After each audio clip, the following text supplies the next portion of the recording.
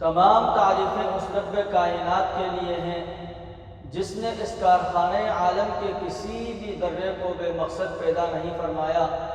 وہ ایسا زبردست ہے، کوئی شے اس سے علم اور ارادے سے چھپ نہیں سکتی، نہ کوئی اس سے بچ سکتا ہے۔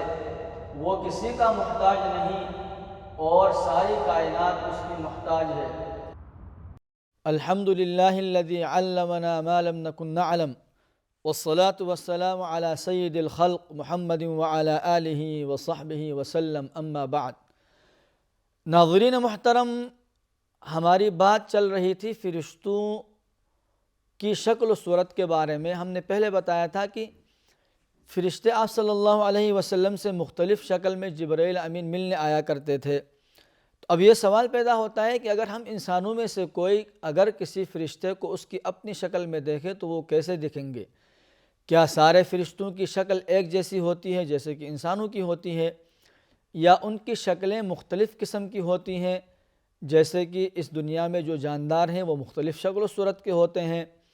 جیسے شیر کی شکل الگ ہوتی ہے، گائے کی الگ ہوتی ہے،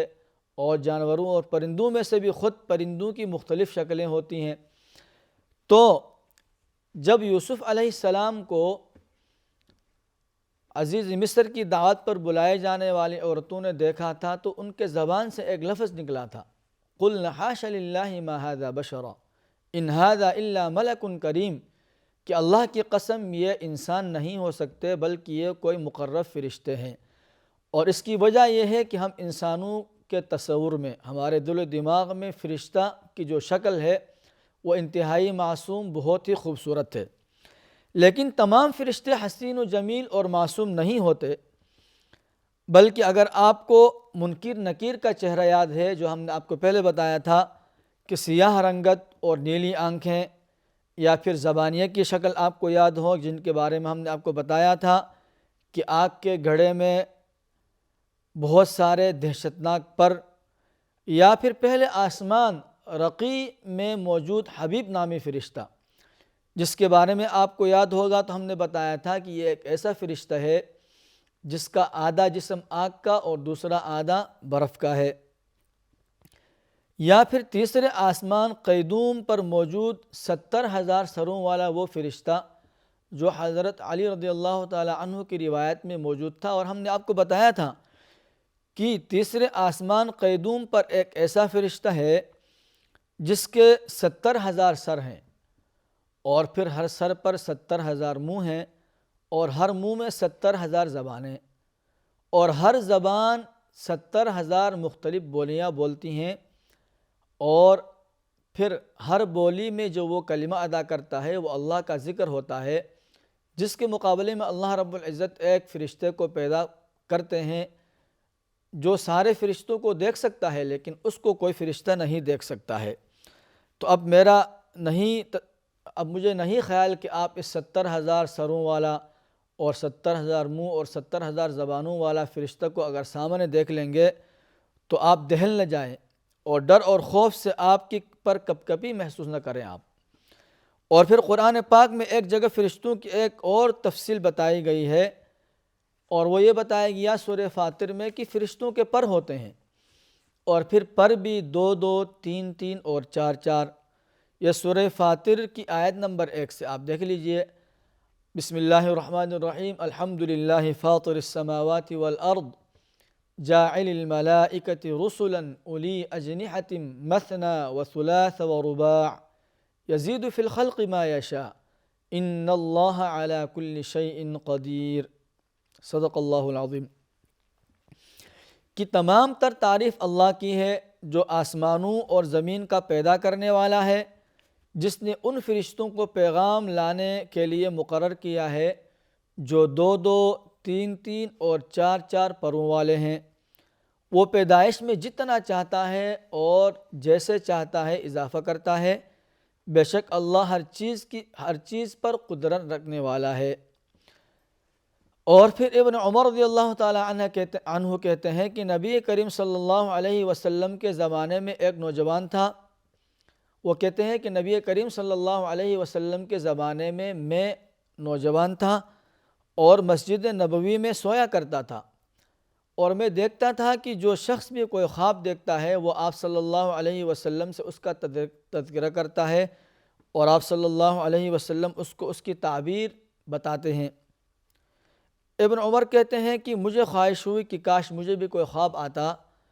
تو میں وہ خواب آپ صلی اللہ علیہ وسلم سے بیان کرتا اور آپ مجھے اس کی تعبیر بتاتے۔ تو یہ بخاری کی حدیث نمبر 7030 عن ابن عمر رضی اللہ تعالی عنہ قال كنت غلاما شابا عزبا في عهد النبي صلى الله عليه وسلم وكنت أبيت في المسجد وكان من رأى مناما قصه على النبي صلى الله عليه وسلم فقلت اللهم إن كان لي عندك خير فأرني مناما يعبره لي رسول الله صلى الله عليه وسلم فنمت فرأيت إلى آخره۔ ابن عمر فرماتے ہیں کہ نبی کریم صلی اللہ علیہ وسلم کے زمانے میں نوجوان غیر شادی شدہ تھا تو مسجد نبوی میں ہی سویا کرتا تھا، اور جو شخص بھی خواب دیکھتا وہ نبی کریم صلی اللہ علیہ وسلم سے اس کا تذکرہ کرتا۔ میں نے سوچا کہ اے اللہ، اگر تیرے نزدیک مجھ میں کوئی خیر ہے تو مجھے بھی کوئی خواب دکھا جس کی میں نبی کریم صلی اللہ علیہ وسلم سے تذکرہ کروں اور وہ آپ مجھے تعبیر دیں۔ پھر میں سویا اور میں نے 2 فرشتے خواب میں دیکھے جو میرے پاس آئے اور مجھے لے کر چلے،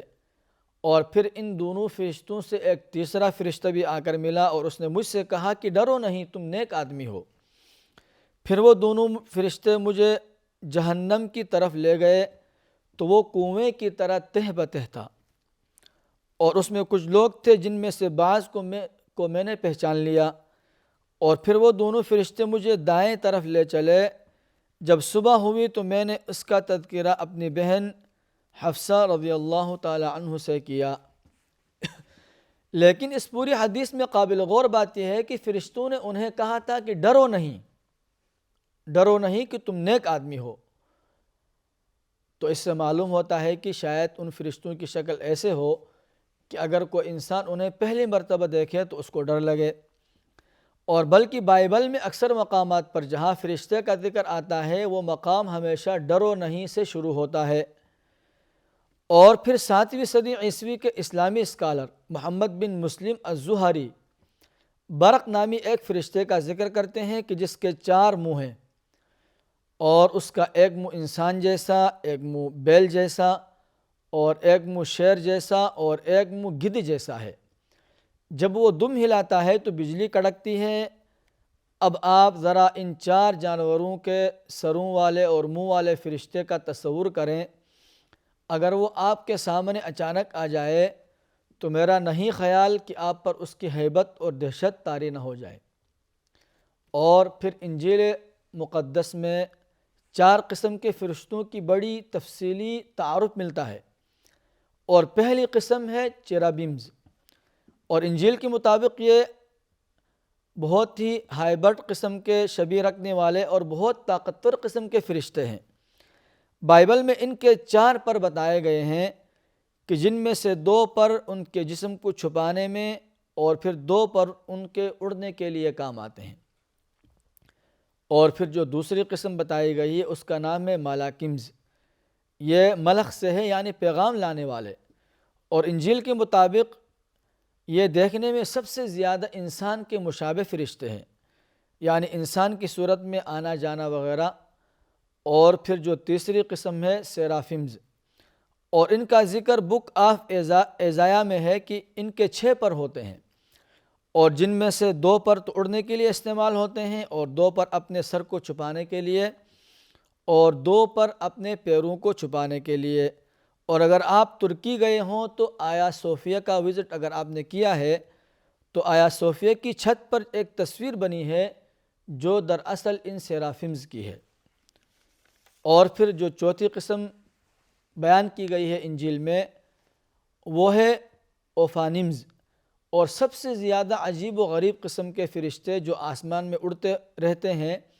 اور سونے کے پہیوں جیسے فرشتے، اور ان کی کئی آنکھیں ہوتی ہیں۔ بہرحال مشکات المصابیح، ترمذی اور ابو داؤد میں بھی ایک حدیث ہے، اگرچہ اس حدیث کو ضعیف کہا گیا لیکن صحیح کے اندر یہ حدیث موجود ہے، اور اس میں ایسے فرشتوں کا ذکر ہے جو پہاڑی بکروں جیسے ہیں۔ یہ میں آپ کو ترمذی کا حدیث نمبر 3320 پڑھ کے سناتا ہوں کہ عن ابن عباس رضی اللہ عنہ قال زعم انه كان جالسا في البطحاء في عصابة ورسول الله صلی اللہ علیہ وسلم جالس فيهم الى آخرہ، کہ حضرت ابن عباس رضی اللہ عنہ فرماتے ہیں کہ میں وادی بطحا میں صحابہ کرام کی ایک جماعت کے ساتھ بیٹھا ہوا تھا اور آپ صلی اللہ علیہ وسلم بھی انہی جماعت میں تشریف فرما تھے۔ اچانک لوگوں کے اوپر سے بادل کا ایک ٹکڑا گزرا، لوگ اسے دیکھنے لگے تو آپ صلی اللہ علیہ وسلم نے لوگوں سے پوچھا کیا تم جانتے ہو کہ یہ کیا ہے؟ لوگوں نے کہا کہ جی ہاں ہم جانتے ہیں، یہ سحاب ہے یعنی بادل ہے۔ آپ صلی اللہ علیہ وسلم نے فرمایا کیا یہ مزن ہے؟ یہ بھی بادل کا ہی نام ہے عربی میں۔ لوگوں نے کہا کہ جی ہاں یہ مزن بھی ہے۔ اور پھر رسول اللہ صلی اللہ علیہ وسلم نے فرمایا کیا اسے عنان بھی کہتے ہیں؟ لوگوں نے کہا جی ہاں یہ عنان بھی ہے۔ پھر آپ صلی اللہ علیہ وسلم نے پوچھا کیا تم جانتے ہو کہ زمین و آسمان کے درمیان کتنی دوری ہے؟ لوگوں نے کہا کہ نہیں، قسم اللہ کی ہم نہیں جانتے۔ آپ صلی اللہ علیہ وسلم نے فرمایا ان دونوں کے درمیان 71، 72 یا پھر 73 سال کا فرق ہے، اور جو آسمان اس کے اوپر ہے وہ بھی اتنا ہی دور ہے۔ اور اسی فرق کے ساتھ آپ صلی اللہ علیہ وسلم نے 7 آسمان گن ڈالے۔ اور پھر آپ صلی اللہ علیہ وسلم نے فرمایا کہ 7ویں آسمان پر ایک دریا ہے جس کی اوپری سطح اور نچلی سطح میں اتنی دوری ہے جتنی ایک آسمان سے دوسرے آسمان تک ہے، اور اس دریا کے اوپر 8 جنگلی بکرے یعنی جنگلی بکروں کی شکل کے فرشتے ہیں جن کے کھروں اور گھٹنوں کے درمیان اتنی دوری اور لمبائی ہے جتنی دوری اور لمبائی ایک آسمان سے دوسرے آسمان تک ہے۔ اور پھر ان کی پیٹھوں پر عرش ہے، عرش کی نچلی سطح اور اوپری سطح میں ایک آسمان سے دوسری آسمان کی دوری ہے، اور اللہ اس کے اوپر ہے جل جلالہ۔ اور اب اس سے پہلے کہ ہم فرشتوں کی بحث کو اختتام کی طرف لے جائیں، یہاں پر میں آپ کو فرشتوں کی 2 ایسی اقسام کے بارے میں بتانا چاہتا ہوں جو بہت ہی پر اسرار ہیں، اور ان کا ذکر سورہ غافر میں آیا ہے۔ یہ سورہ غافر کی آیت نمبر 7 ہے جس میں 2 مخصوص فرشتوں کا ذکر ہے، ایک وہ فرشتے جو عرش کو اٹھانے والے ہیں اور دوسرے وہ فرشتے جو عرش والے فرشتوں کے نزدیک ہیں۔ بسم اللہ الرحمن الرحیم الذین یحملون العرش ومن حولہ یسبحون بحمد ربهم ویؤمنون به ویستغفرون للذین آمنوا ربنا وسعت كل شيء رحمة وعلما فاغفر للذین تابوا واتبعوا سبیلک وقهم عذاب الجحیم۔ یہ سورہ غافر کی آیت نمبر 7 ہے کہ وہ فرشتے جو عرش کو اٹھائے ہوئے ہیں اور وہ جو اس کے گرد موجود ہیں اور وہ جو ان کے گرد موجود ہیں، وہ سب اپنے پروردگار کی حمد کے ساتھ اس کی تسبیح بیان کرتے رہتے ہیں اور اس پر ایمان رکھتے ہیں، اور جو لوگ ایمان لے آئے ہیں ان کے لیے مغفرت کی دعا کرتے ہیں کہ اے پروردگار تیری رحمت اور علم ہر چیز پر حاوی ہے، اس لیے جن لوگوں نے توبہ کر لی ہے اور تیرے راستے پر چل پڑے ہیں ان کی بخشش فرما دے اور انہیں دوزخ کے عذاب سے بچا دے۔ تو فرشتے جو دعا کرتے ہیں کہ جو توبہ کر لی ہے اور سچی توبہ کرنے کے بعد جو آپ کے راستے پر چل پڑے ہیں، تو اللہ تبارک و تعالی ہمیں بھی اپنے راستے پر چلنے کی توفیق عطا فرمائے، اور اے پروردگار انہیں ہمیشہ رہنے والی ان جنتوں میں داخل فرما دے جس کا تو نے ان سے وعدہ کیا ہے، نیز ان کے ماں باپ بیوی بچوں میں سے جو نیک ہوں انہیں بھی یقیناً تیری اور صرف تیری ہی ذات وہ ذات ہے جس کا اقتدار بھی کامل ہے اور جس کی حکمت بھی کامل ہے۔ تو جو شخص ایمان لاتا ہے، توبہ کرتا ہے اور توبہ پر قائم رہتا ہے، تو اللہ تبارک و تعالیٰ صرف یہ نہیں کہ اس کو جنت میں داخل کرتے ہیں بلکہ اس کے ساتھ اس کے بیوی بچے، اس کے والدین اور اس کا خاندان کو بھی اس کے ساتھ اللہ تبارک و تعالیٰ جو نیک ہوتے ہیں جمع کر دیتے ہیں، اور اس کا ذکر سورہ طور میں بھی ہے۔ اور پھر عرش کے اٹھانے والے 8 فرشتے جن کے بارے میں جابر رضی اللہ تعالیٰ عنہ فرماتے ہیں کہ مجھے یہ اجازت دی گئی ہے کہ میں اللہ کے عرش کو اٹھانے والے فرشتوں میں سے ایک کے بارے میں بتاؤں کہ اس کے کان سے لے کر کاندھے تک کا فاصلہ 700 سال کی مسافت کا ہے۔ یہ السلسلۃ الصحیحہ کی حدیث ہے، حدیث نمبر 3009 کہ عن جابر مرفوعا اذن لی ان احدث عن ملک من ملائکۃ اللہ تعالی من حملۃ العرش ما بین شحمۃ اذنیہ الی عاتقہ مسیرۃ 700 سنہ۔ ابن عباس رضی اللہ تعالی عنہ حضرت جابر رضی اللہ تعالی عنہ سے ایک روایت کا مفہوم ہے کہ جب ہمارا رب کسی کام کا فیصلہ کرتا ہے تو عرش کے اٹھانے والے فرشتے اس کی تسبیح بیان کرتے ہیں، پھر ان کے قریب والے فرشتے بھی اس کی تسبیح بیان کرتے ہیں، اور ایسے ایک ایک کر کے وہ تسبیح نیچلے آسمانوں تک آتی ہے حتیٰ کہ دنیا کے آسمان تک آتی ہے۔ پھر عرش کے قریب والے فرشتے ان سے پوچھتے ہیں کہ ہمارے رب نے کیا حکم دیا ہے، وہ ان کو بتاتے ہیں، پھر ایسے ہی ایک ایک کر کے نیچے تک یہ بات آ جاتی ہے، یہاں تک کہ وہ خبر دنیا کے آسمان تک آتی ہے، اور یہ وہ جگہ ہے جہاں سے جنات اس خبر کو چوری کرتے ہیں اور چوری کرنے کی کوشش کرتے ہیں، اور اللہ کا یہ فیصلہ کرنا ان فرشتوں کو ایسے سنائی دیتا ہے جیسے کسی صاف چکنے پتھر پر زنجیر ہلانے سے آواز پیدا ہوتی ہے، اور پھر ان فرشتوں کے دلوں میں اللہ تبارک و تعالیٰ کے اس حکم سے گھبراہٹ پیدا ہوتی ہے جس سے وہ بے چین ہو کر پھڑپھڑانے لگتے ہیں۔ عن ابن عباس رضی اللہ تعالی عنہ ان النبی صلی اللہ علیہ وسلم قال ربنا تبارک اسمہ اذا قضى امرا سبح حملة العرش ثم سبح اہل السماء الذین یلونہم حتی یبلغ السماء الدنیا۔ یہ مسند احمد کی حدیث سے 8726 کہ ابن عباس رضی اللہ تعالی عنہ سے روایت ہے کہ نبی کریم صلی اللہ علیہ وسلم نے فرمایا، جب ہمارا رب جس کا نام بہت زیادہ بابرکت ہے کسی کام کا فیصلہ کرتا ہے تو عرش کو اٹھانے والے فرشتے اس کی تسبیح بیان کرتے ہیں سب سے پہلے، پھر ان کے قریب والے فرشتے جو اس آسمان میں ہیں وہ تسبیح بیان کرتے ہیں، یہاں تک کہ تسبیح کا یہ سلسلہ آسمان دنیا تک پہنچ جاتا ہے۔ پھر حاملین عرش کے قریب والے آسمان کے فرشتے ان سے پوچھتے ہیں کہ ہمارے رب نے کیا کہا ہے، بس وہ ان کو خبر دیتے ہیں، پھر ایک آسمان والے اگلے نچلے آسمان والے کو بتلاتے ہیں، یہاں تک کہ بات آسمان دنیا تک پہنچ جاتی ہے، اور اس سے جنات بات کو اچک لیتے ہیں اور سن لیتے ہیں، پھر انہیں